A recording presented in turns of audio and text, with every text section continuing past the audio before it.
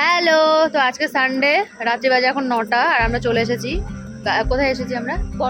বর্মন ধাবা, গাজলের বর্মন ধাবাতে। মানে অনেকদিন পর বেরোলাম। তনুশ্রুতি, আমরা, স্নেহাশিস দা আর অনেক, মানে 4জন মিলে এসেছি। তো চলো যাই, কি কি খাই সেটাও তোমাদের সাথে শেয়ার করবো। চলো। তো ফার্স্টে আমাদের চিকেন পকোড়া চলে এসেছে, মানে বর্মনের এই চিকেন পকোড়াটা আমাদের খুবই প্রিয়। রাত্রে এখন প্রায় 10টা বাজে, তাও আমরা এই পকোড়াটা খাবো, তারপর মেন কোর্সে যাবো। যদি কখনো ইচ্ছা হয় তো নিজে। আর ইনি চিকেন খান না, ওই জন্য আর কিছুই খাবে না। বলা হলো এনাকে অনেক কিছু নেওয়ার জন্য, বাট কিছুই নিলেন না।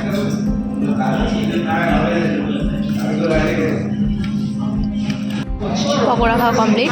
এখন আমরা নিয়ে নিয়েছি ভাত, আর আমার জন্য দেশি চিকেন, বা খুব সুন্দর মাটির ভাড়ি দিয়েছে।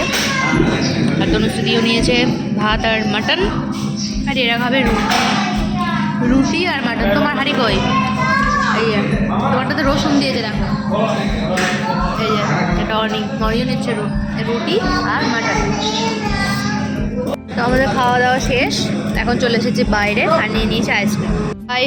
আইসক্রিম নিয়ে নিয়েছে, তনুশ্রী দিয়ে নিয়েছে চকলেট, কারণ ঠান্ডা লেগেছে। এদিকে তাকাও, ঠান্ডা লেগেছে ওই জন্য আইসক্রিম খাবে না। আর আমার এই যে ফেভারিট এপি। তো আমাদের খাওয়া দাওয়া শেষ, মানে মালদা থেকে আমরা এত দূর এসেছিলাম একটু টেস্টি খাবার খাওয়ার জন্য। তো আমাদের আজকে সানডে ছিল ওই জন্য, আর তো এখন আমরা বেরিয়ে যাচ্ছি আবার।